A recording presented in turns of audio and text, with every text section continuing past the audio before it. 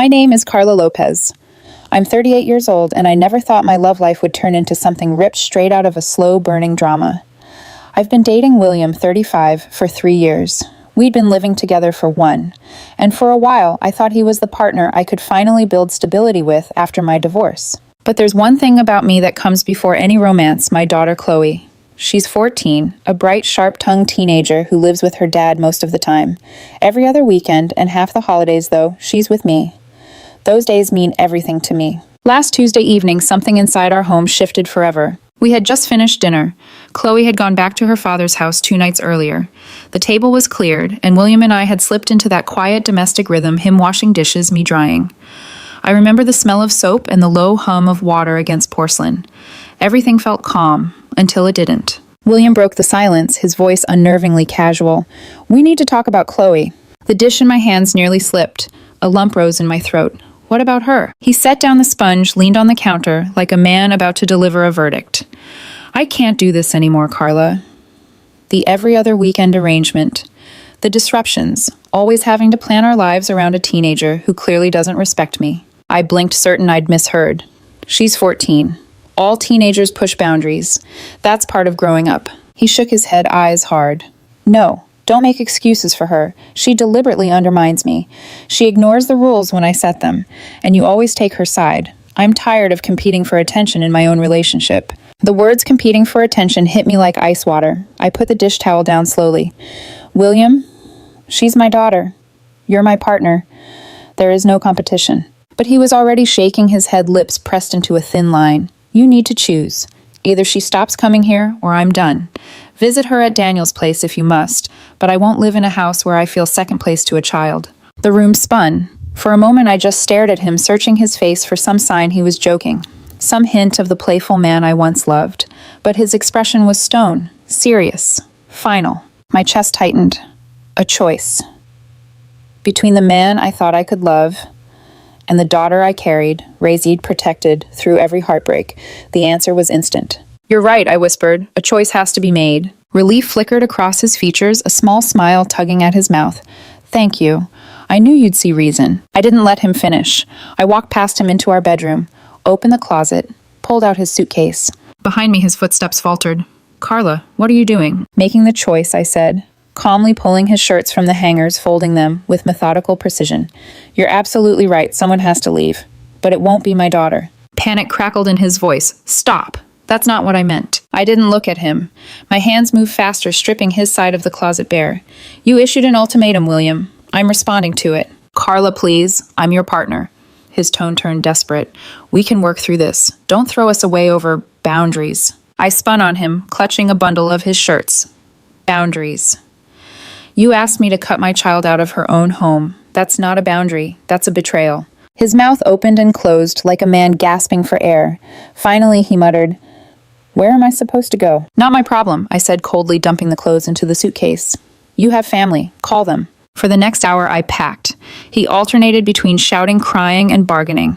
He even tried to twist the narrative, said Chloe was manipulating me, poisoning me against him. I almost laughed at the absurdity. A 14-year-old child, a manipulator, no. The manipulator was standing right in front of me. By 10 o'clock, his bag sat by the door.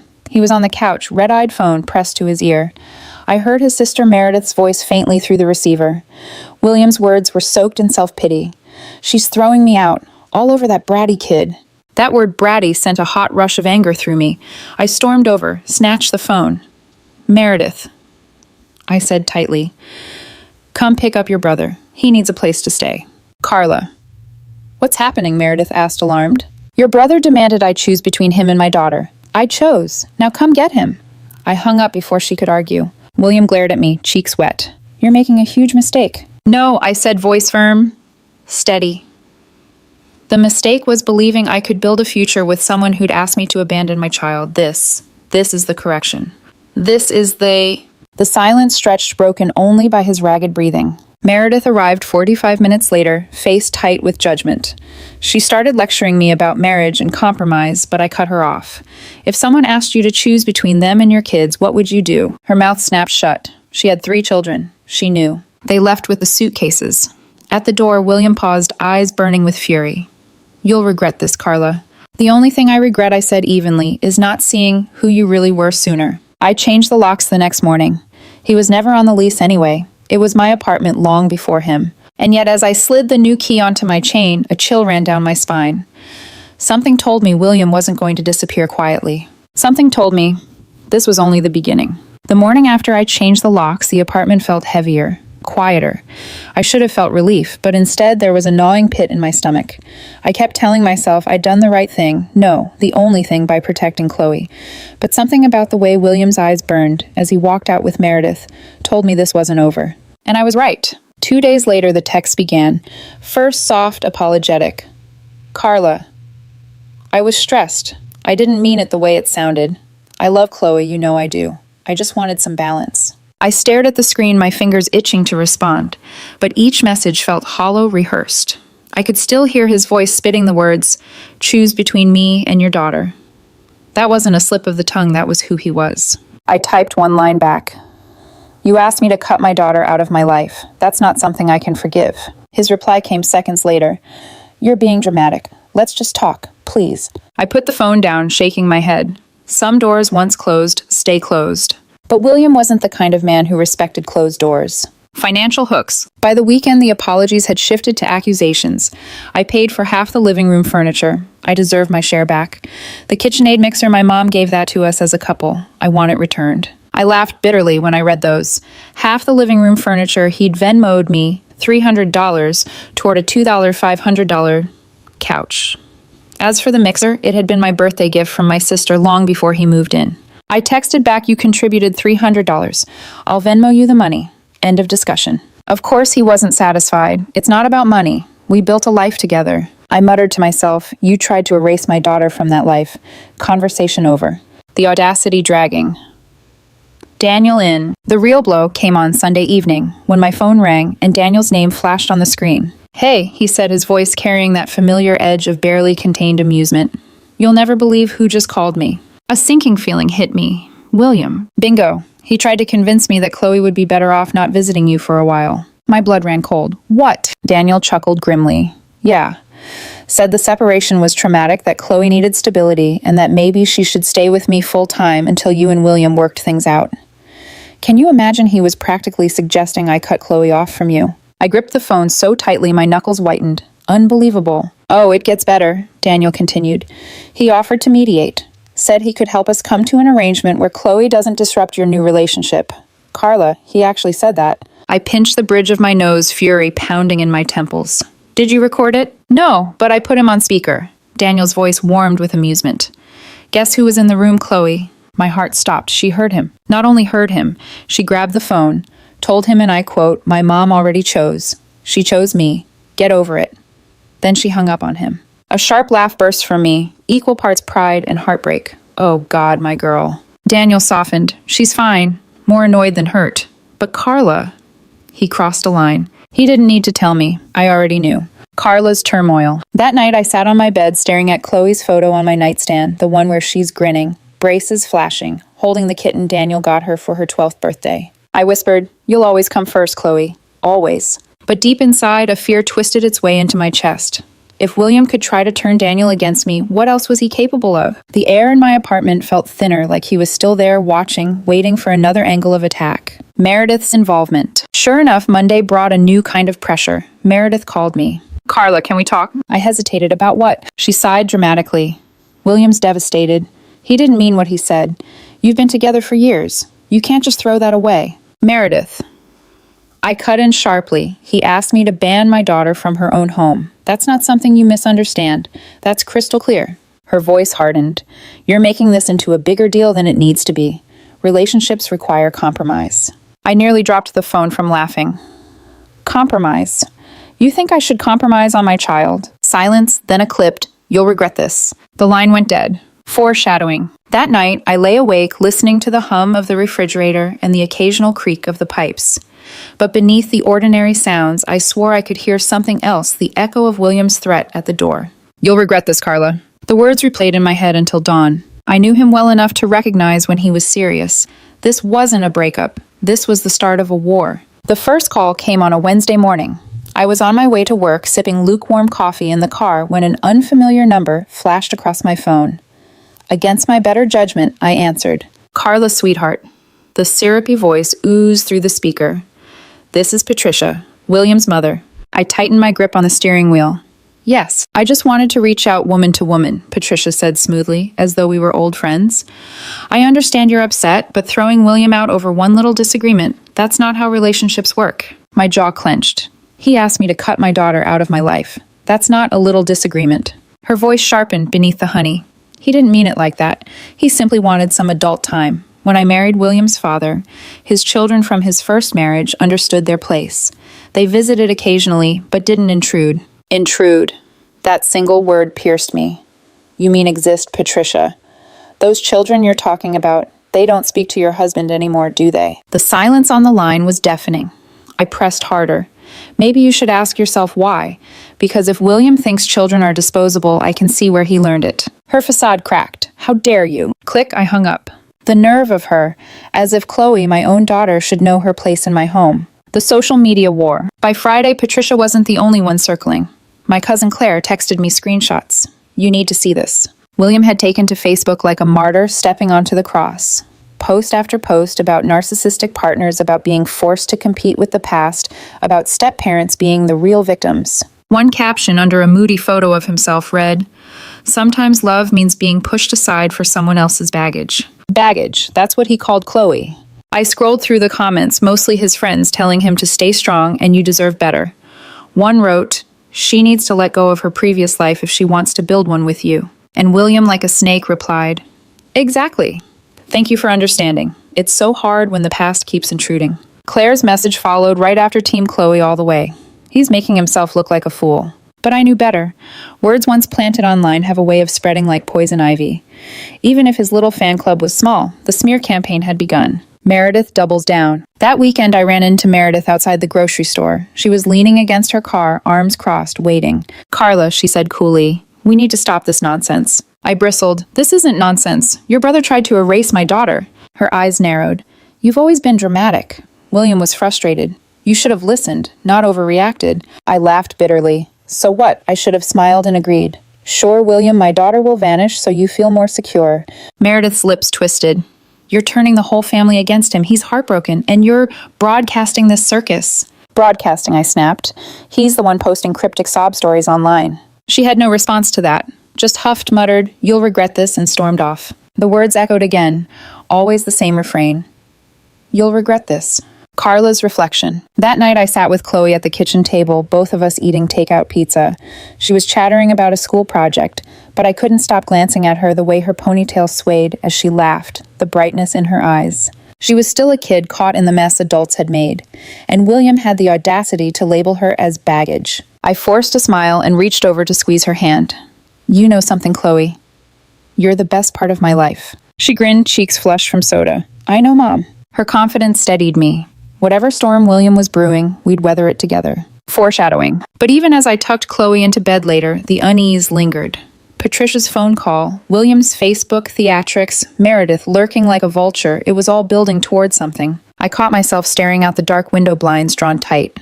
Somewhere out there, William was plotting his next move. And I had the sinking feeling it was going to get worse before it got better. By the following week, William had shifted gears. The apologies had dried up, the Facebook posts simmered into bitterness, and what replaced them was something darker. It started Monday morning, 7 a.m. I was fastening my earrings before work when I heard scratching at the door, then pounding. "Carla, my key isn't working." I froze. He still had his old key, the one I'd changed the locks against. I slid the chain across and cracked the door an inch. There he stood, flanked by two men I'd never seen before, holding a box, like he planned to move back in. "You need to leave," I said flatly. "I'm just here to get my things." His tone was rehearsed, almost smug. "You already got them. Everything that was yours left with you." He stiffened. "The KitchenAid mixer, the photo albums, my wedding suit jacket. That mixer was mine years before you, and we were never married, William." One of the strangers puffed out his chest. "We're here to make sure William gets what's his safely." I blinked at them. "Who even are you?" "Friends," William said, as though that explained everything. I shut the door tighter. "Then your friends can drive you to the police station when I call this in as attempted breaking and entering." His face reddened. "You wouldn't dare." I pulled my phone from my pocket and started dialing. Hi, yes, I'd like to report an attempted forced entry. The three of them scattered before I could finish. I stood there, heart pounding, staring at the dent his shoe had left where he'd tried to wedge the door open. The false reports. Wednesday, my building manager knocked on my door. Mrs. Rodriguez, silver-haired, stern, but kind. Carla, she said gently, I got a complaint. Someone reported hearing a child crying for hours in here. They're worried about neglect. My blood boiled. That's a lie. I know, she said firmly. I told them as much. But I have to follow up. Off the record, it was William. He asked for safety checks, claimed he was worried about your daughter's well-being. The gall of it. He couldn't cut Chloe out, so now he was trying to paint me as an unfit mother. Thank you for telling me, I said, voice shaking. Mrs. Rodriguez leaned closer, lowering her voice. Also, he's been loitering in the parking lot, taking photos of license plates. People are nervous. That night, I sat by the window blinds open just enough to peek out, and there it was, the shape of his car parked across the street. Just far enough to be legal, just close enough to remind me he was watching.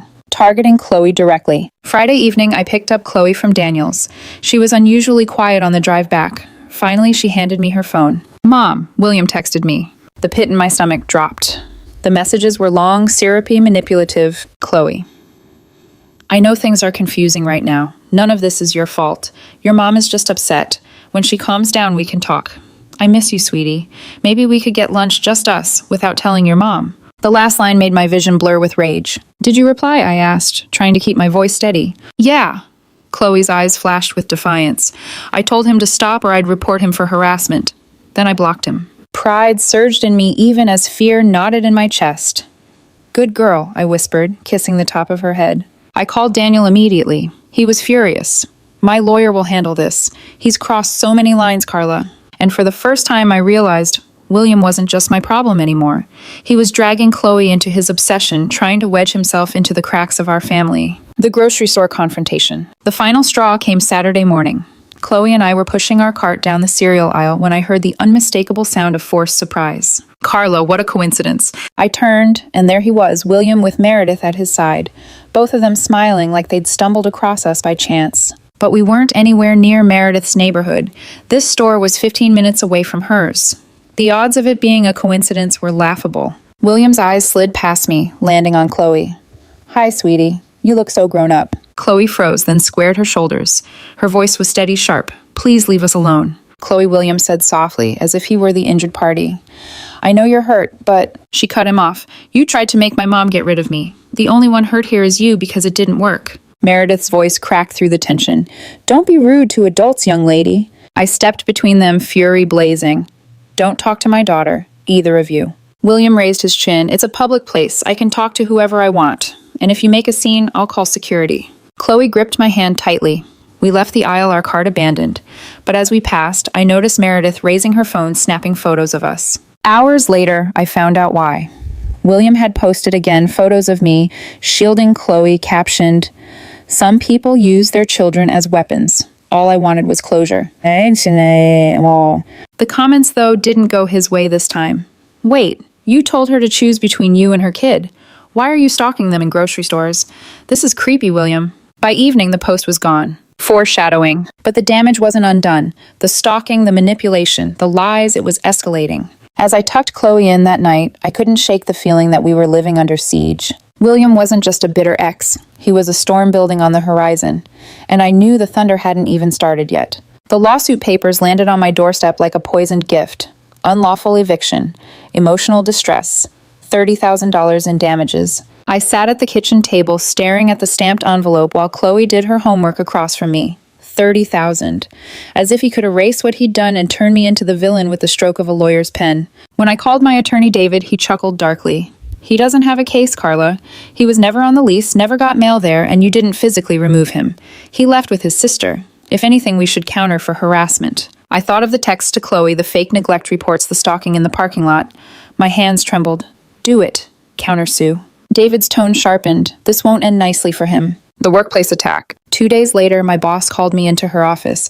My stomach dropped the second I saw her face. Carla, we received a complaint. Someone claimed you're unstable, that your domestic issues make you a risk to the company. I could barely breathe. What, who? They didn't sign it, but it contained details only someone close to you would know. She leaned forward, lowering her voice. It traced the email. It came from a coffee shop downtown. Security cameras put Meredith there at the exact time it was sent. I sagged with relief, though fury bubbled underneath. So it's harassment. Exactly. HR has documented everything. If they contact us again, our legal department will intervene. She gave me a reassuring smile. Don't worry, Carla. We're on your side. Still walking back to my desk, I felt the walls closing in. He wasn't just coming after my home. He was clawing at my livelihood. The final break-in. Thursday evening, I returned from work to find the apartment door slightly ajar. My pulse spiked. Inside, standing bold as brass, were William, Patricia, and a man I didn't recognize. How did you... Then I remembered. The fake rock under the porch. The spare key I'd forgotten. William's smile was triumphant. You thought you could lock me out, but you can't erase me from this home. Patricia folded her arms, her voice syrupy sweet. Carla, darling, this has gone too far. We've brought Pastor Raymond to mediate an intervention. An intervention. My laugh came out sharp, jagged. This is breaking and entering. The pastor, calm and self-important, stepped forward. We just want you to see reason. Marriage is sacred. Family requires sacrifice. William deserves a chance to rebuild. Family, I spat. He tried to make me throw my child away. That is not family. William's face twisted. You're destroying us, Carla. We can fix this if you just stop being so stubborn. You have 10 seconds to leave before I call the police. I pulled out my phone, my thumb hovering over the keypad. Patricia shrieked. You're putting a child before your vows. 5 seconds. William's bravado cracked. Carla, please, I love you. We can go to counseling. Pastor Raymond. 2 seconds. I dialed. Hello, yes. I have 3 trespassers in my home. That got them moving, but not fast enough. The cops arrived within minutes, catching them mid-escape. I showed the officers my lease, the changed locks, and finally William's ID still registered at Meredith's address. He'd never even updated it. The officers cuffed all 3 for trespassing. The pregnancy bombshell. As they were being led out, William twisted against the officer's grip and shouted, You can't do this. I'm going to be a father. Everything stopped. The officers glanced at me. Chloe, who had stepped into the hallway, froze mid-step. My chest went ice cold, then hot with fury. Really, I said, voice shaking but loud. That's impossible. I had surgery years ago, and you and I haven't been intimate in months. A female officer snorted. Nice try, buddy. William's face went pale. I meant she was pregnant, but she miscarried from all the stress. Which is it, I demanded. Pregnant or miscarried? You can't even keep your lies straight. Patricia started screaming about suing everyone. The pastor looked like he wanted to disappear into the floor. The officers shoved them toward the patrol car. Aftermath. The next morning, David filed for a restraining order. It was granted immediately pending a hearing. And then came the delicious twist William's own lawyer dropped him. Apparently breaking into my apartment while simultaneously suing me for eviction was enough to obliterate any credibility he had left. You can't claim you were unlawfully evicted if you're busy committing trespassing. The criminal charges would probably get pled down to misdemeanors, but they'd stick to his record. Foreshadowing. That evening, Chloe curled up beside me on the couch, her head on my shoulder. Mom, she whispered. He's not going to stop, is he? I kissed her hair. He can't hurt us anymore. Not legally, not personally. He tried, and he failed. Still, as I watched the shadows flicker against the blinds, I wondered, was this truly the end of William's storm, or just another pause before the final wave? The silence in my apartment felt different after the arrests. Not heavy, not suffocating, but clean. For the first time in weeks, I could walk from room to room without the sense of being watched, without wondering if William's shadow lurked around the corner. The restraining order was granted without argument.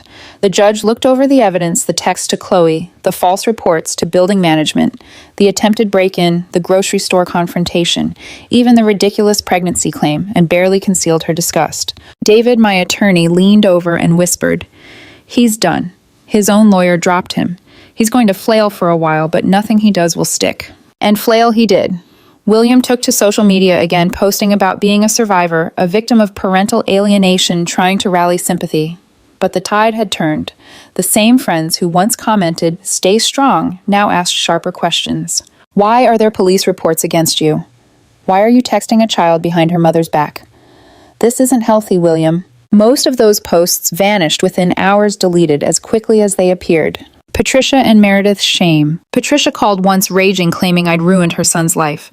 But when I reminded her that her fingerprints were on the trespassing report too, she went quiet. Meredith, who had once sneered that I'd regret everything, sent a text weeks later, William is staying with Mom now. He's broken. Hope you're happy. I stared at the message for a long time, thumb hovering over the keyboard. Then I set the phone down and didn't respond. Because yes, I was happy. Not about his downfall, but about my freedom. About Chloe's safety. About the quiet nights where I no longer jumped at shadows. Mother and daughter. One Saturday morning, Chloe padded into the kitchen, her hair sticking up from sleep.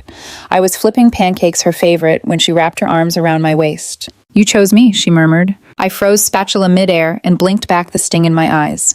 There was never a choice to make, baby girl. You're my daughter. You always come first. She grinned, sliding into a chair. "Mom, you make the best pancakes." Even if William said they were too sugary. I laughed, really laughed, the kind that shook the tension from my shoulders. Then I'll add extra syrup just to spite him. The camping trip. Spring break rolled around, and instead of lawyers, police calls, and restraining orders, Chloe and I packed a tent, sleeping bags, and marshmallows. Just us two, under a wide sky, the crackle of a campfire replacing the constant buzz of fear. One night, as the firelight flickered against her face, she said softly, "Mom, you're stronger than I thought." I poked at the flames with a stick, smiling faintly. "So are you. You faced him down when most adults would have crumbled." She leaned against me. "We're a team, right?" "Always," I whispered, kissing the top of her head. "Always a team." Carla's reflection. In the stillness of those woods, with Chloe's steady breathing beside me, I realized something. William had tried to define my life through ultimatums, manipulation, and fear. But in the end, he revealed himself for what he truly was: disposable. When someone asks you to choose between them and your child, the answer is already made. They've told you they're not worth keeping. The storm was over. The air was clear. And in its place was something William could never take from me, the simple, unshakable bond between a mother and her daughter. And as I flipped pancakes the next morning, watching Chloe drizzle them with too much syrup, I thought, this is what love looks like. Messy, sweet, and absolutely non-negotiable.